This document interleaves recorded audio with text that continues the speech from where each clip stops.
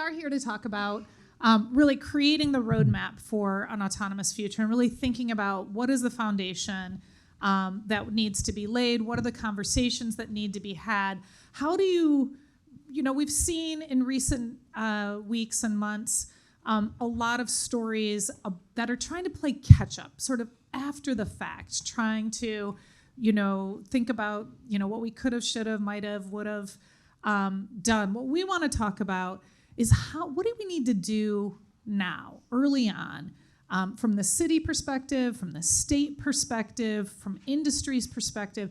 How do we get off on the right foot from a position of partnership, from a position of honesty, and really trying to think about this as a collaboration?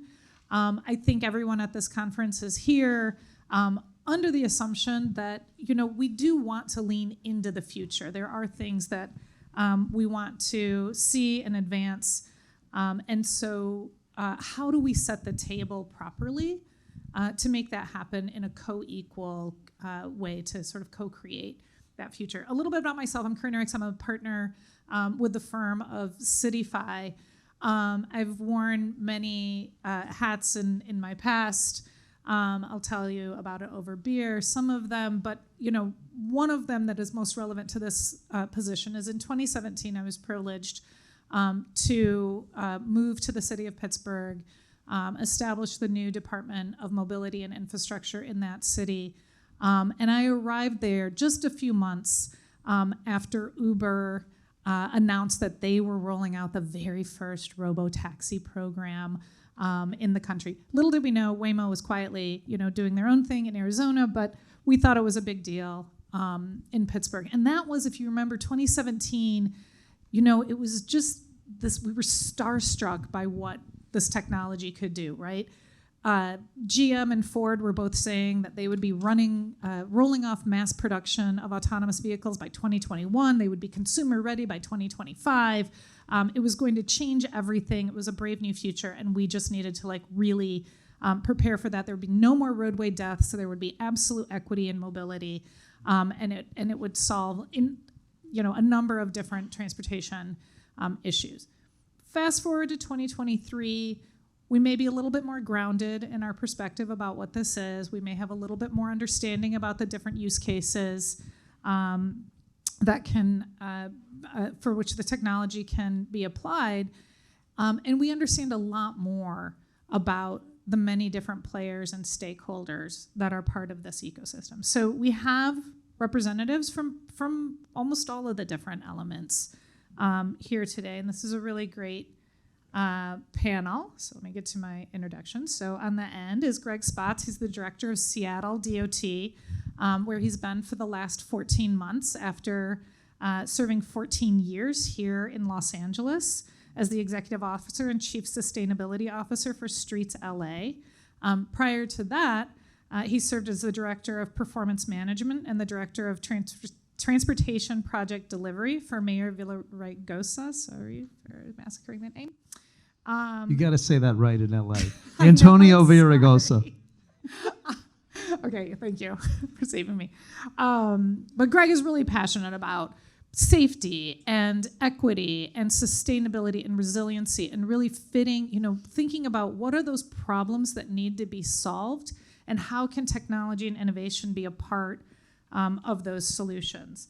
Terra Curtis is the interim director of Consumer Protection and Enforcement Division, and she's also the manager of the Transportation Policy and Programs for the California Public Utility Commission. In that role, she manages transportation policy and licensing teams. She and her team engage with stakeholders, advise the Commission, Public Utility Commission on transportation policy matters. They implement transportation programs. I had the previous pleasure of serving with Terra at Nelson Nygaard Consulting Associates, and Terra was instrumental in leading the emerging mobility practice. So she's really a recognized national leader in the area of emerging mobility and shared mobility. Simon West is the Chief Experience Officer for Beep. In this role, he works with his team across marketing, product management, and experience design to ensure a world-class experience. Simon brings more than 20 years of experience in helping establish technology brands as leaders in emerging and high-growth market sectors.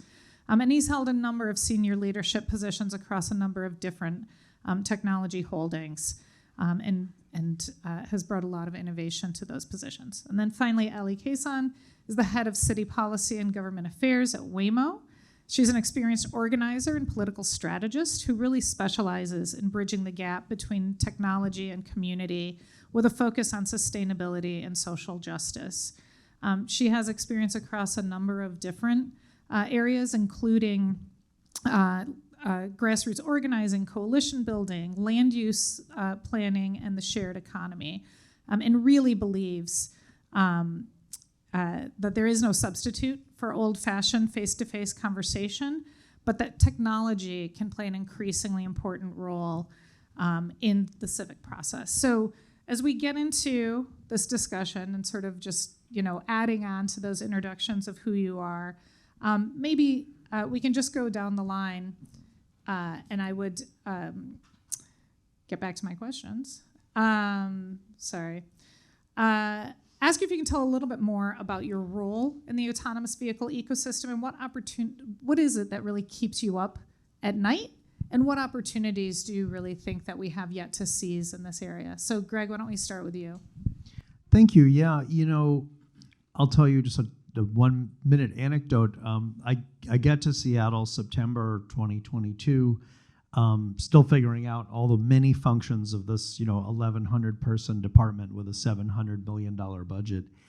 And there's a retreat that the business community has every year, and I attend that in October, and I've only been in the position maybe like 30 days. And an industry rep takes me for a walk along this rocky beach to tell me that the city of Seattle should not add any additional regulation to AV testing, that the state baseline regs are just fine, and although the state hasn't preempted cities from making any regulation, it would be inadvisable for Seattle to do some. And just a few days before, my staff had told me we were getting ready to stand up a permitting program for AV testing in Seattle. And so I told this industry rep, that I feel that it's very important for a large, complex city that's very dense with lots of different modes zooming around to be part of AVs and understand how they work and build, capability in this area, but that I would make sure that the permitting was not onerous and could be done quickly. So that was in October. By December, we had permitted Amazon's Zoox service to do AV testing, and then we've since permitted NVIDIA, who makes a lot of the sensors. So, where I sit at a big, complex agency that is involved in a lot of high technology, we win a lot of federal grants. We just won one to use AI to understand live video from intersections and identify near misses so that we could make those complex intersections safer. We have a lot of tech-savvy people. We're ready to engage as a helpful partner in building, the public trust that's going to be needed to roll out these services. But it is a very interesting, emerging area to work in. And one thing I think is really exciting is we partnered with the city of Bellevue, which is a suburb just across the waterway. And we've made an AV framework with them, and we're pursuing the same goals together. So we've made it so that the kind of by far the biggest market for autonomous vehicle services in the state of Washington, the two big players, the biggest city and the second biggest city, are working together on a predictable, framework to engage. So I need you to answer the second part of the question, which is what keeps you up at night about this?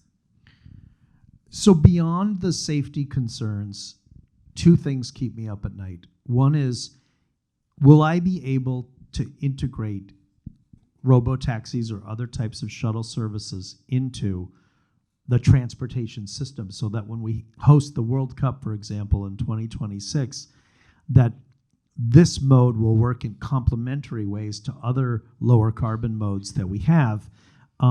Whereas if we're preempted at the state level, we won't be able to have that kind of integration. And my second concern is, what if there's a ton of empty miles traveled? What if there's a significant negative externality on the community from robo-taxis or other autonomous vehicles deadheading around our communities empty?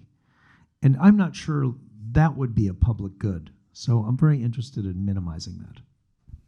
Great. So, Terra, understanding you're speaking as an expert, not representing the position of the CPUC. Sure. Yeah, sure. Well, good afternoon, everybody. So Karina mentioned a little bit about my background. I came to this space as a transportation planner and worked with Karina in a consulting role, working with cities, transit agencies, larger employers around the state and country, and sort of advising on the then new entrants in shared mobility. Fast forward to now, I'm with CPUC, where I am directing a division that's responsible for advising our commission on open policymaking related to passenger services, implementing programs, and a lot of that has to do with licensing of different types of private transportation carriers, and also enforcing the rules that the commission sets. And I think it's also useful to sort of level set at the beginning of the conversation on the CPUC's role in California. And California's regulatory framework is different from where Greg is coming from.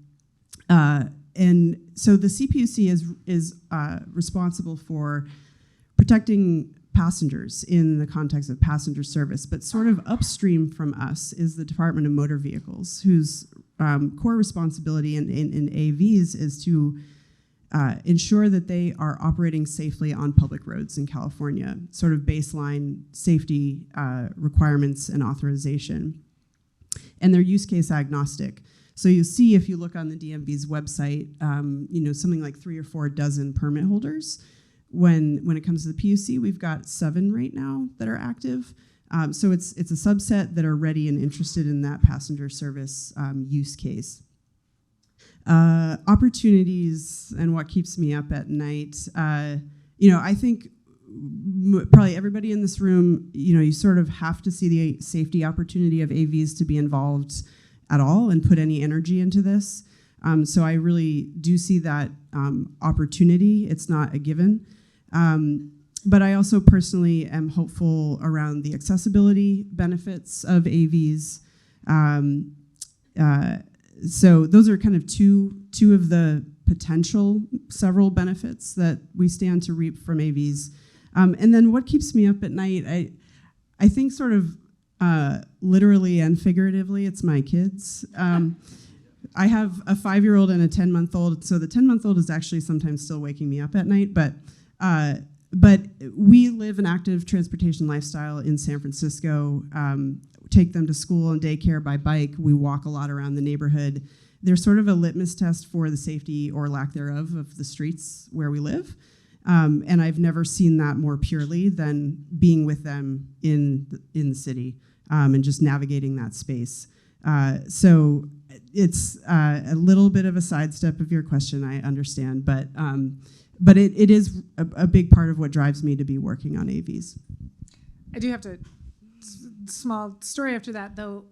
When I first moved up to Pittsburgh, and we had at the time 5 different testers doing on-road testing, and from the back seat of our car going somewhere, my daughter, who was 10 at the time, accused me of denying her the opportunity to ever drive because there was going to be robot cars everywhere. Mom, why are you doing this to help them? True story, yesterday she got her driver's permit. So Simon, opportunities and what worries you? All right.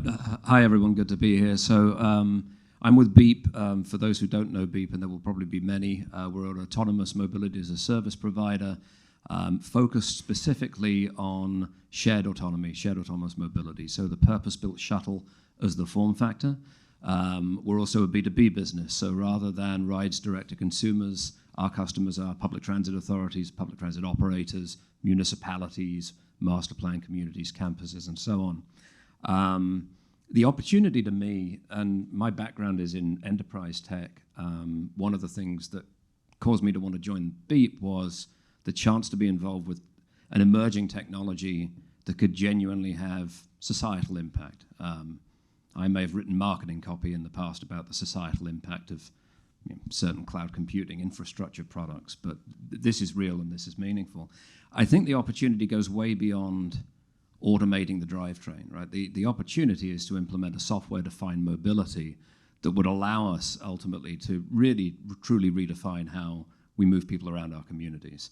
That software definition, not just at the brake, throttle, and steering level, it's at how we task and retask vehicles, how we combine vehicles of different service modes and different form factors into a mobility network that is self-learning, that is automated, and that can do everything from improving road safety to reducing congestion to extending mobility to members of the community that have challenges in that area today. What keeps me up at night, I would say, is this is going to be an experience-driven industry, right? This is going to stand or fail on public acceptance and the quality of that experience, and not just providing an experience that's at parity to what we've done for many years, but to advantage ourselves of this technology and make an appreciably better solution. And I think that's going to require us as an industry moving forward together. And I think there's been probably a combination of exuberant marketing, shall we say, and ambition that has perhaps clouded public perception in certain areas. There are two ways of typically talking in cliche about emerging technologies, disruptive technologies. One is move fast and break things, and that works if you're in social media and social gaming. It's perhaps less advisable if you're trying to move people around a community. The other is ship and iterate, and I like ship and iterate, right? Start with controlled problem sets, start with highly constrained solutions, learn from that, and advance rapidly. I think that's incumbent on us as a community, and beyond just industry, but as a community at large. Ali, where's Waymo in this ecosystem and opportunities keeps you awake? Thank you, Karina.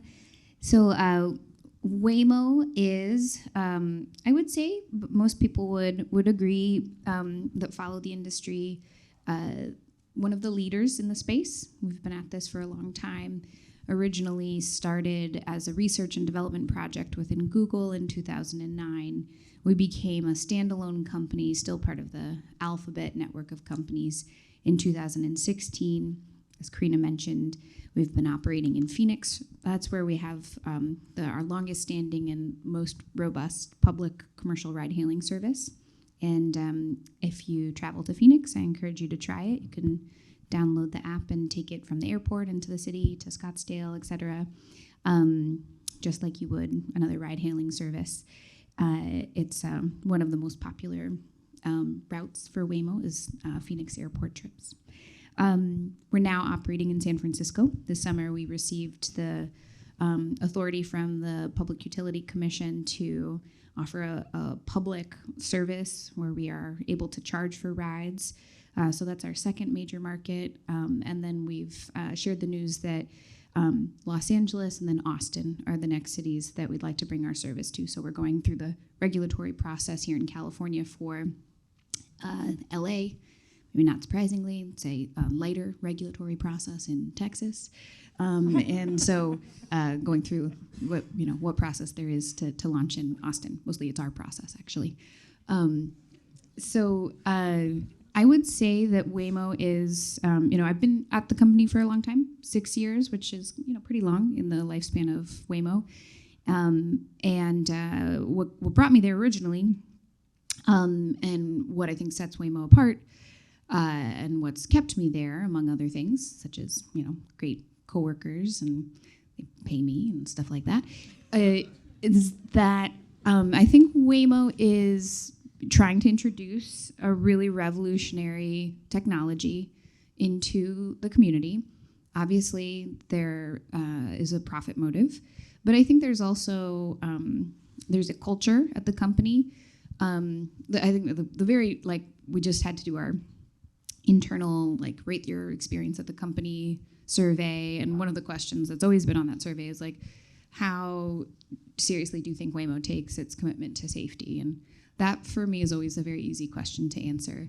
And I think that's come up a lot in the news lately with what's happened with Cruise. And I do think, like, I've felt confident the entire time that I've been at the company that safety is a real, it is the guiding principle for all of the decisions that we make. You see that reflected in the way we do things and in the final product. So that doesn't keep me up at night. Like, I've seen, behind the curtain and feel very good about that. And I think we now have enough data to show, and we can talk about this later, that the data backs that up from our millions of rides and miles. But what got me into it, what still keeps me up sometimes, is the societal impacts. You kind of referenced them, Greg. What changes about the way we live once this technology is here and at scale? Will this, deliver on the promise of increasing mobility for everybody? Will people feel more isolated from one another? I don't doubt that children would be safer, but I do wonder, will they feel more connected to each other? And so that was what got me into this world. And what's been nice about working at Waymo is I've felt like I've actually been able to shape that. I have a colleague, Ariel, in the audience. I think, similar motivations for her. And it's a company that does seem to value that question. What's our impact on actual society? Not that we always get it right, but I think we're trying to make good decisions in that regard. What keeps me up at night is that I get really frustrated that the public and private sector can't always work effectively together. I think we actually have fairly similar goals, and sometimes it seems like it's far harder than it should be to work together. So, Yeah, let's come back to that in a second. There's a very small number of cities that actually have large-scale either demonstrations and an even smaller number that have deployments that are out in the cities now. There's a couple of dozen that have had exposure in the United States to autonomous vehicle technologies. So Seattle is sort of in the middle. You've got some demonstrations going on. They're still modest in scale, but you've got a little bit of experience. We've heard announcements from various providers that they're going to launch and expand into additional markets that have not yet seen this kind of technology on their streets. Greg, what kind of advice would you give, assuming that at some point this kind of technology will at least desire to scale across the country in all of cities, large and small? What advice would you give to other cities to kind of prepare before they have to face some of the, in-your-face immediate questions? What can they do now? What should they be focusing on now to think about where this technology resides, how to leverage it for the objectives of a city? What are the first 3 steps that they should take right now? Yeah, I guess the very first thing is understand what the state legal framework is around this, because it varies from state to state, and how does the state legal framework contemplate, if at all, local involvement in it.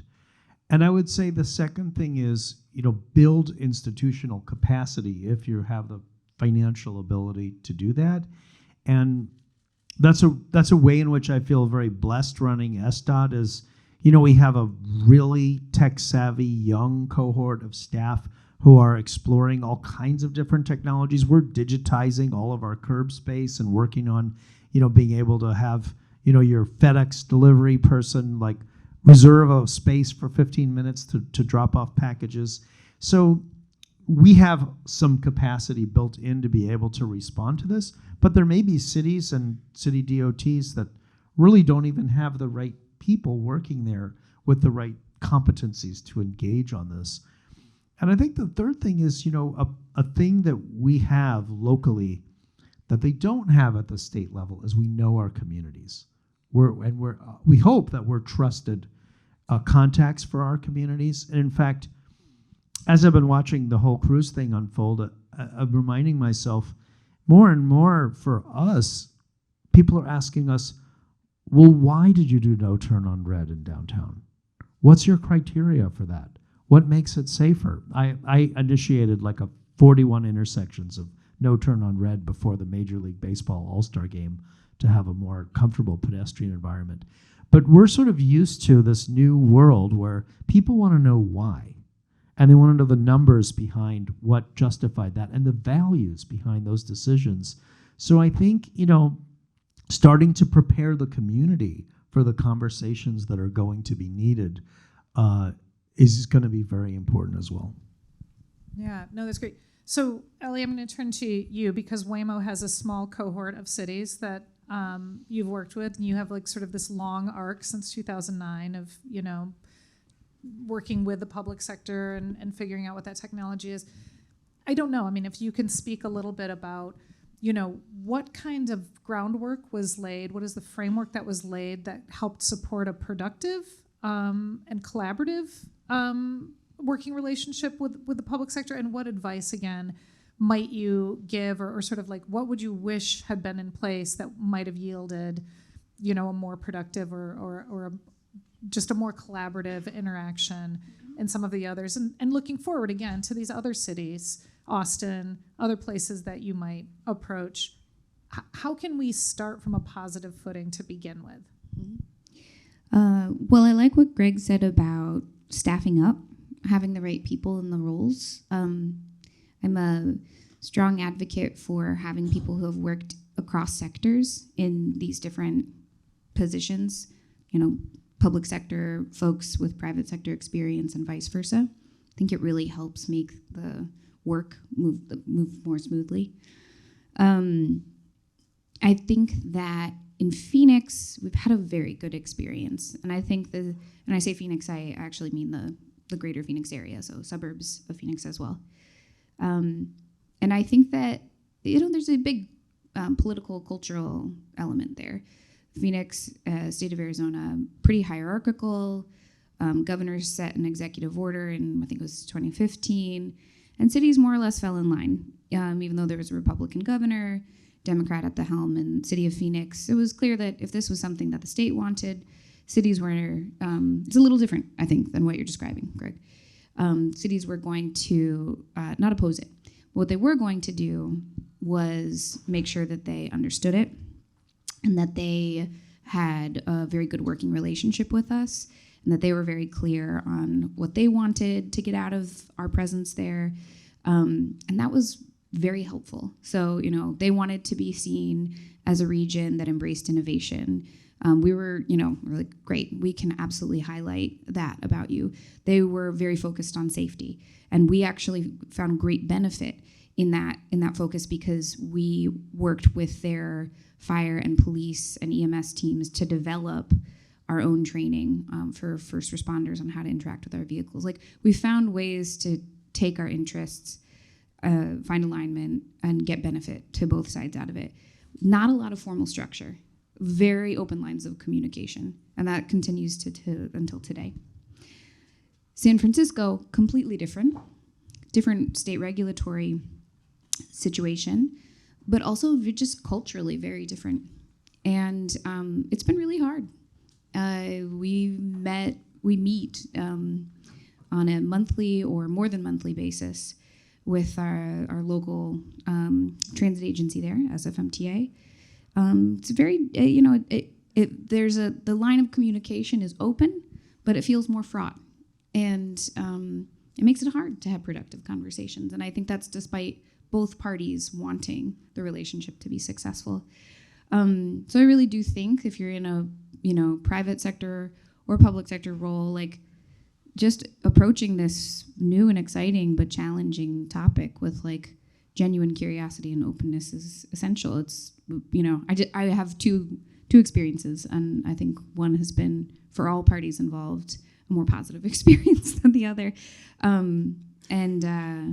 would argue that the more like open approach has gotten the city of Phoenix more of what they're looking for. Yeah. I'm going to take just a little bit of moderator's prerogative. For the last 4 years, CityFi and Urbanism Next have been working through a grant with the Knight Foundation with 4 cities, Detroit, Pittsburgh, San Jose, and Miami-Dade, in doing some early demonstrations of autonomous vehicle technology and really doing it from a community perspective of how do you engage the community, how do you, set the table in a way agnostic to whether or not you think that this is a great technology or something that's not right for your city, but how do you even explore those questions and set the table in a way that you as a community can articulate your objectives, your needs, your expectations, so that if and when one of the providers comes to your city, that they have a reasonable understanding of what your priorities are, how you want to interact with these providers, what your expectations are for data sharing. So if you're interested, I've got some postcards, and it's got a QR code on the back. You can see what this playbook is all about and the lessons learned from these. 4 cities, Terra was an advisor, Seattle was an advisor on it, and we involved a number of other cities. So hope that this is a resource for places where it hasn't arrived. So the Columbus, Ohios, and the, I don't know why that comes to mind. But anyway, other places that, might have to wrestle with this in the future, and how you can, again, start off on a good and predictable frame.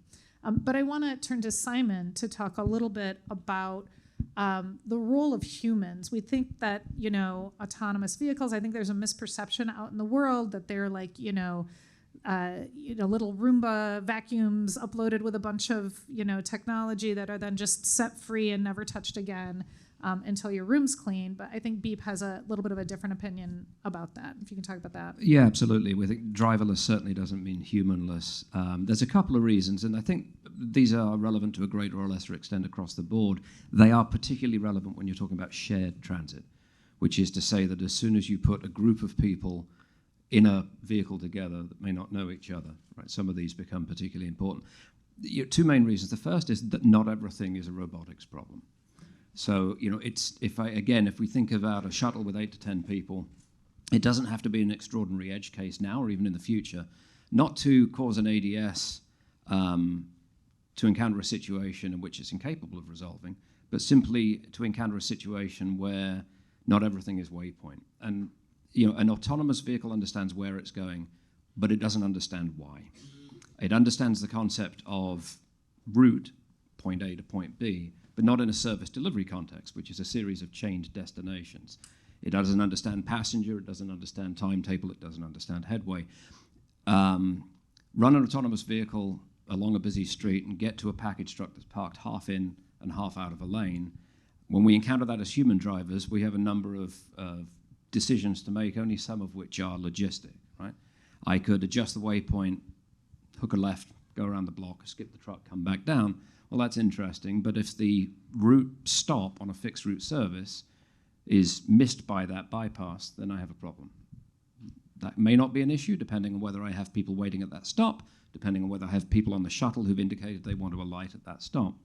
I could wait and see what happens, but I'm interrogating what that FedEx truck driver is doing. Are they unloading packages? Are they loading packages? How many packages are left? Are they swinging the doors open? Are they sitting on the side of the road having a cigarette break? All of these things may cause me to understand whether this is a 3-minute problem or a 10-minute problem.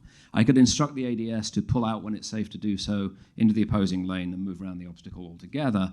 Depends entirely, again, on traffic and on headway and on timetable and on passengers. So there's all of these decisions, and some of them are service delivery decisions and passenger experience decisions. And so some of that can be automated, we think, and it's some of the problems that Beep is working on. But we think there's going to need to be a supervisory aspect to this to ensure the safe delivery of service on these vehicles, even as the vehicles themselves are increasingly capable of moving down a road safely and without hitting anything in their way. The other thing speaks directly to passenger experience, which is if you think about the functions that a bus driver performs in traditional public transit, whether they are a formal part of the job or just perceived to be part of the job, brake, throttle, and steering is about half of it.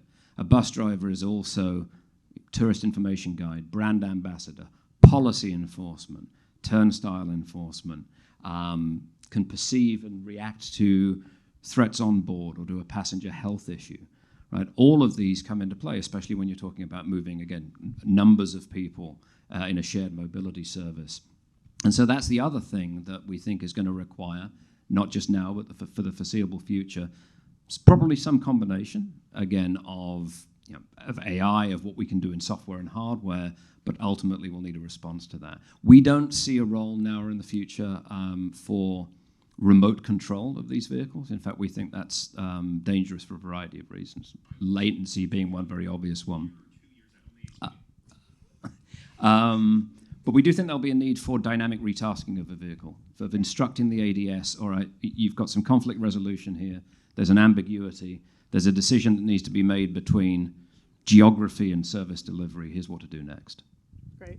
So just to sort of oversimplify things, Beep operates RoboBus. Waymo is offering RoboTaxi. Anything you might want to add or just discuss in that application? No, to you, To me? Yeah. I think that's a fair simplification.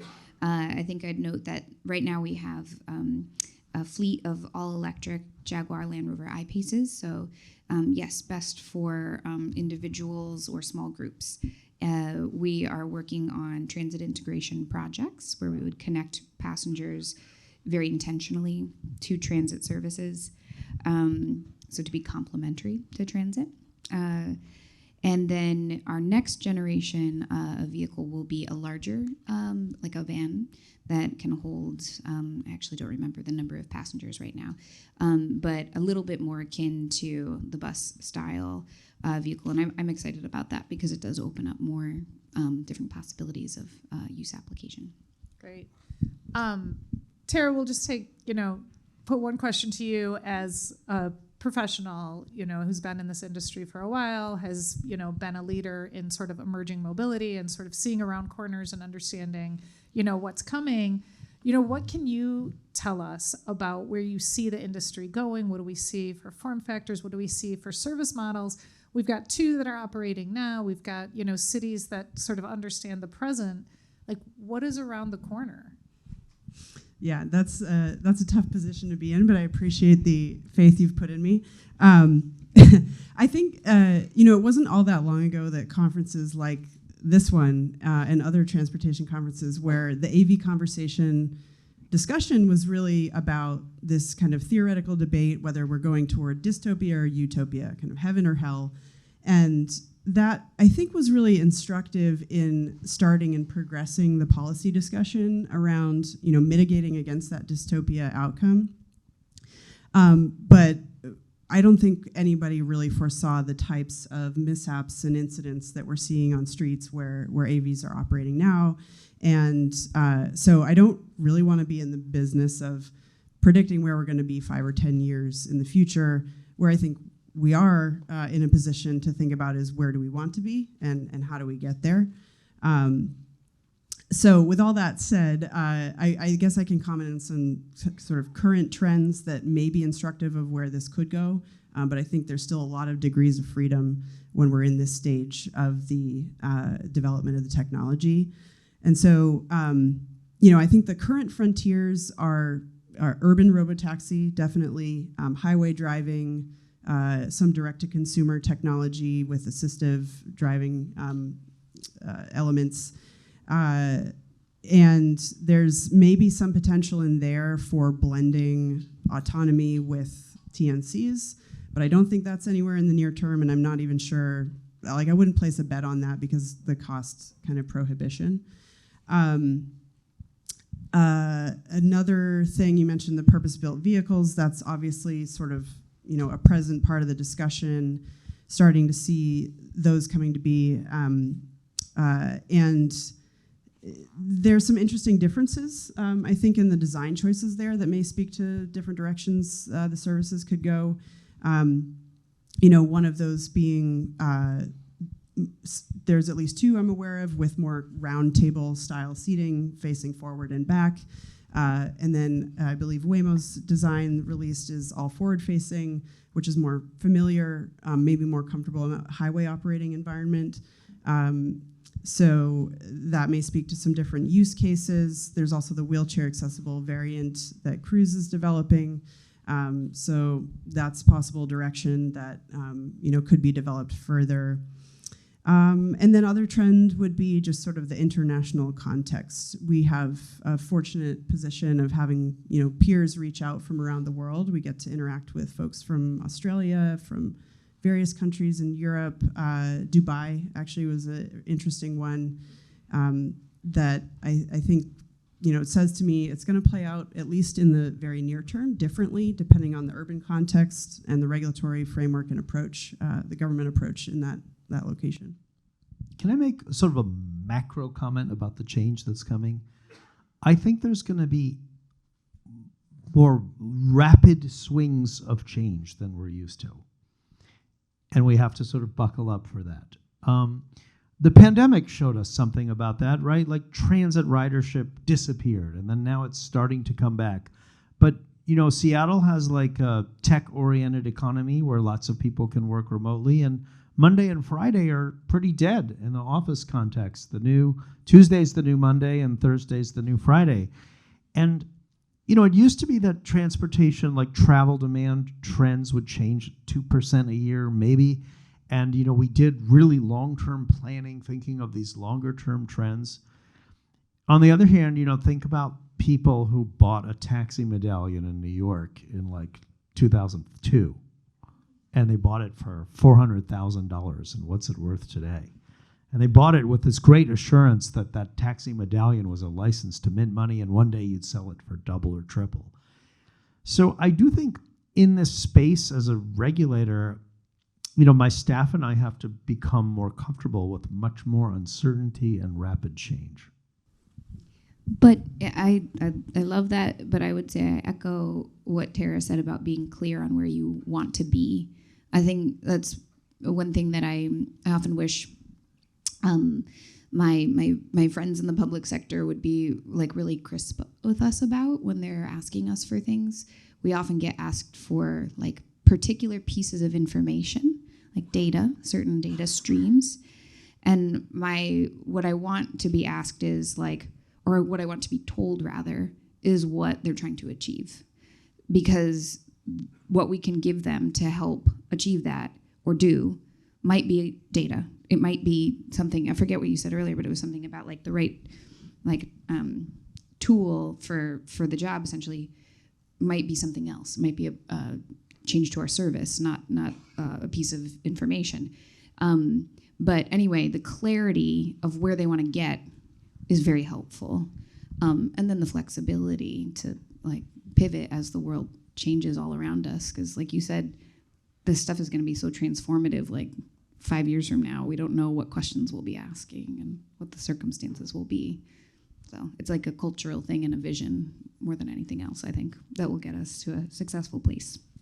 Yeah, I want to push on that because you're preempting my other next question, which was about data, which is sort of the place where I think a lot of the tension arises between the public sector and the private sector, as you indicated, that, I think that there is, you're using the same words, but they have different meanings when when they're landing in these places. And I think also there is, there's data for data's sake, and there's data for policy and understanding and transparency sake. And I'm wondering, if you can talk a little bit about that, maybe, Terra, starting from the state, which has certain data reporting requirements, but also, certain protections about that data.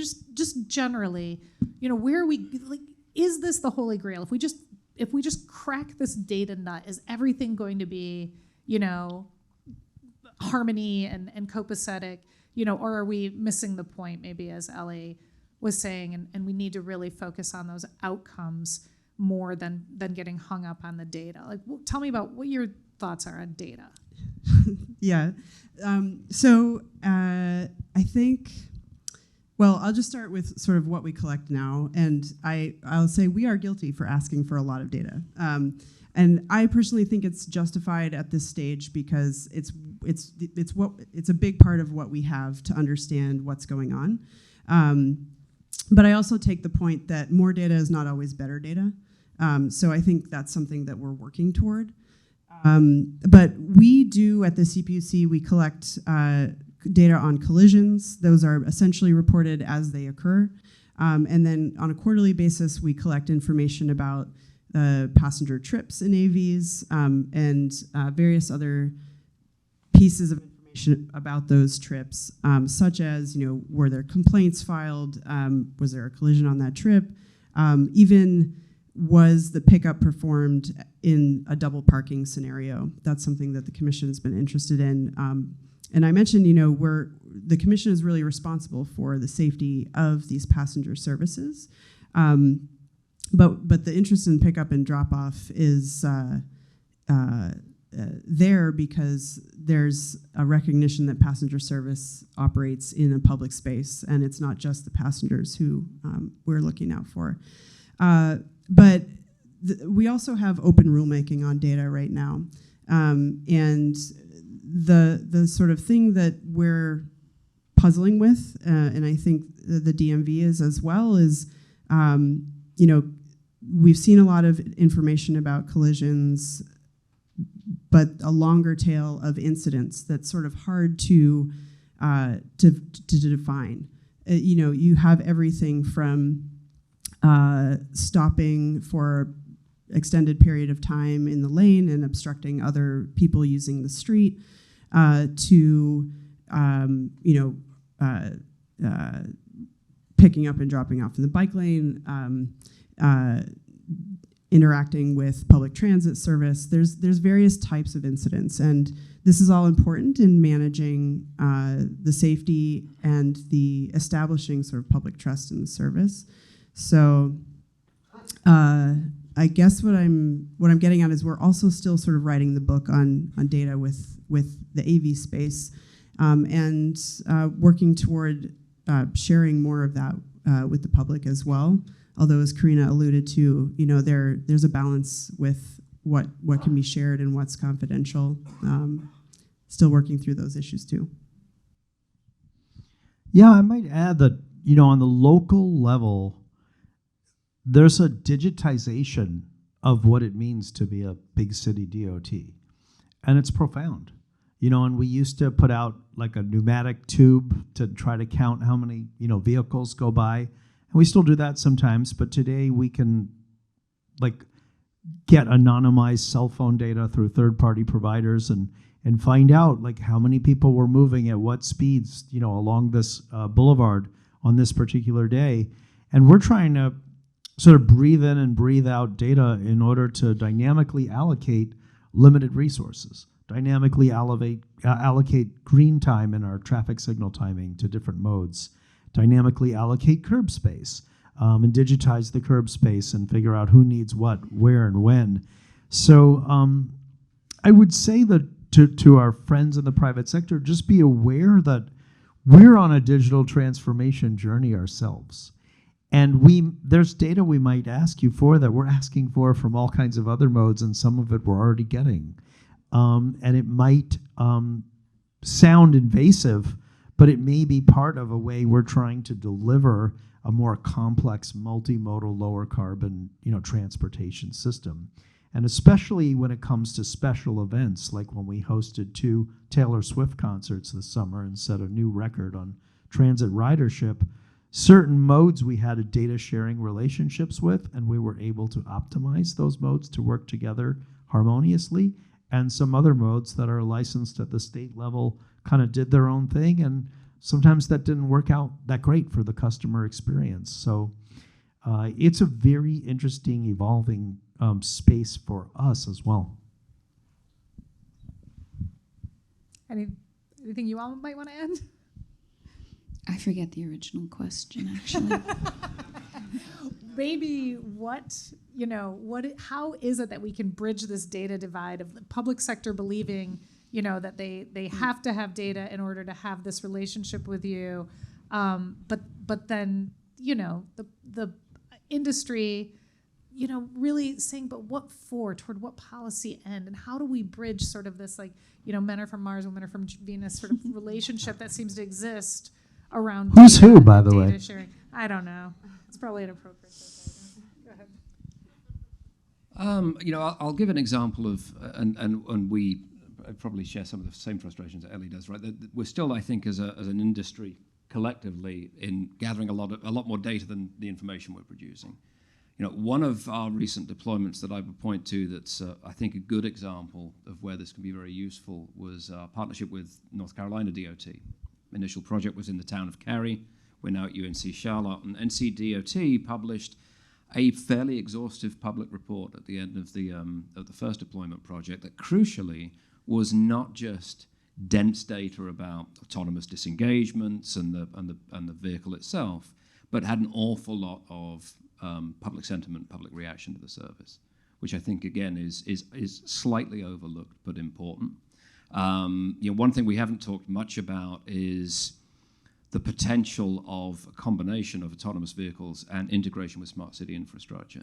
And I think as smart city infrastructure starts to become more pervasive, connecting those pieces together to understand, again, not just the performance of these vehicles in isolation and their autonomous drive systems, but their performance on mission and on task across a large geography is going to be crucially important as well.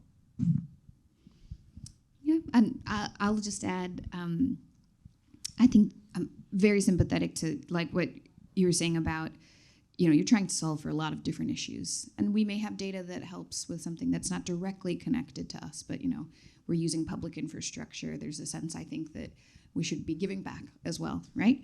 And then you brought up the need to protect competitive information. So how do we share in a way that doesn't unintentionally disadvantage us? I think, and we're all learning what data is useful, what isn't, right? We have to just trial and error for some of this. I'll say again what I said before. I think it's best to articulate what it is you're trying to achieve, not what data you want, because you don't even really, necessarily know the tools that the person across the table has at their disposal. So ask, paint the picture of the goal, right? And let us come up with some ideas together for how to solve that. I think, what was the last thought I had? Clearly, I'm having some trouble holding on to my train of thought here. But you're thinking about happy hour and the beer. That's like just. I know. I'm looking at the timer in front of me. Yeah. Anyway, I think I'll just say that I think there's huge potential for the private sector if we can get this data sharing thing right. I think there's a lot of upside for us. There's also a lot of risk, and I just ask the public sector to sort of appreciate that as we figure out how to set up these data sharing agreements, because it's challenging. Oh, the one thing what I was gonna say and I forgot is also that I think that there may be a sense in the public sector that to make an ask of a tech company, and this was my perception before I worked in tech, is a fairly straightforward thing. Like you press a button and then out comes this report. And I can say as someone who's now on the inside, like when we are told there's a new data reporting requirement, there's a small team of people that produces that, and it means we're working on that instead of something else.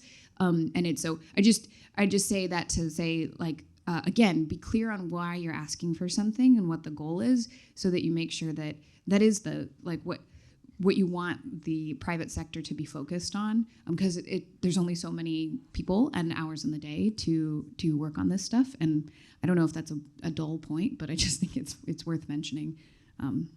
Yeah. So maybe just one last question for sort of all of you. So title of our session, Creating the Roadmap to the Autonomous Future. I think what we can say about the roadmap of the last decade, or that the road of the last decade has been bumpy, pothole-ridden with more than a few detours, right, so far. But how are we going to pave that? Or again, thinking about sort of paying it forward to other communities, other places who have yet to really experience some of the things that you all have experienced in your partnerships and your regulatory in your intimate experience with these kinds of things. Again, what is it? Where do these places start so that road can be a little bit straighter, a little bit smoother, a little bit more predictable, and a little bit more pleasant for all parties involved? What might be that suggestion that you would say, again, as that first place to focus? We've heard, know your regulatory place, staff up, easy to say, harder to do. But what is the real focus that you might advise places to keep their sort of keep their eye on what is important and guide this technology and guide these deployments toward that. Simon, I don't know. You want to start? Yeah, I'll go with one eye on the beer timer. I think, there's a couple of things. One, I think there's no substitute for some level of practical experience, right? So there's no test deployment of this stuff at this point that is too modest for a community, for a public transit authority, for a campus to learn from, right? I think that's first and foremost. And then I think, and Ellie said at the beginning, I think, public-private collaboration and partnership on this stuff, information sharing is crucially important as well. I'll give a shout out to the ACES Coalition, is the Autonomous Connected Electric Shared Mobility Coalition, of which BEEP is a private partner, but is a public sector-led coalition of about a dozen public transit authorities, including Contra Costa right here in California, represents about 1 billion passenger miles a year and about 20 million passengers at large, and is a working group that's dedicated to advancing the cause of shared autonomous mobility. So there's no substitute, I think, at this point for one, again, test in a graduated control problem set, ship then iterate, not move fast and break things kind of fashion. And then again, learning from peers, and those are peers that span private industry and the public sector. Great. No, I think that's good counsel. Terra? Yeah, I was just going to say, I guess I'll sort of take off my PUC hat for a second and just speak as someone with experience, researching public and private partnership. And I think it really does start with having a conversation with the community about what you want and anchoring around that, because as we have seen in many debates, in all debates, it's the how that where there's disagreement, but if you can start with a shared understanding and a deep community engagement around what is wanted and needed, I think it can make for a more productive conversation going forward. Great. Outcomes. Focus on outcomes. Yeah, I'd like to build on that and say, what's the public good that's going to be obtained? And for who? And I think we've all been so mesmerized by this problem of the robot driving the car, and it's a very hard problem. But it's going to be a new set of hard problems and exciting opportunities to figure out how that becomes useful to society, other than eliminating the paid taxi driver and saving money. And, in a way, California is an interesting cautionary tale, right? Solar power and electric vehicles are a luxury good in California. They have not really provided benefits to working class people. And can we, jointly, all of us, develop a future where these technologies bring mobility to underserved communities and disadvantaged populations? All right, Ellie, you get the last word. Well, I think, and Greg kind of brought it back to how I opened about what got me into this work, and that's what I spoke about some of the challenges we've had working with certain cities, but we keep coming back to the table. We're not going to stop because we know that this will be transformative. I think you said elimination of the taxi driver. I'm more interested in the elimination of crashes. But that feels like the foregone conclusion. And it's all those other questions about what happens, what the potential is of this technology for actually improving life and mobility and opportunity for everyone. And that's where I think the really interesting work is happening and going to happen, and why we keep coming back to the table and why I'm here 6 years in. So glad to be here in conversation with all of you. Great. So CoMotion 2029, 6 years from now, we'll talk about, how the roadmap has changed, what we've known now. Again, I'll leave these up on the podium. Just, how can we help with these other communities? This is going to be a continuing conversation. We're going to keep figuring it out. I think some of the themes that I've heard is, really thinking about partnership, really keeping an open mind, being co-collaborators on it, understanding what the outcomes are, what the objectives are, and sort of how, we can collaboratively focus on reaching those, but also, having some patience that the current state is not where we want to rest, right? We have to do better than the current state. We have to work together to get there. So appreciate all of you. Appreciate you staying while you're dreaming about beer. We'll talk at the happy hour.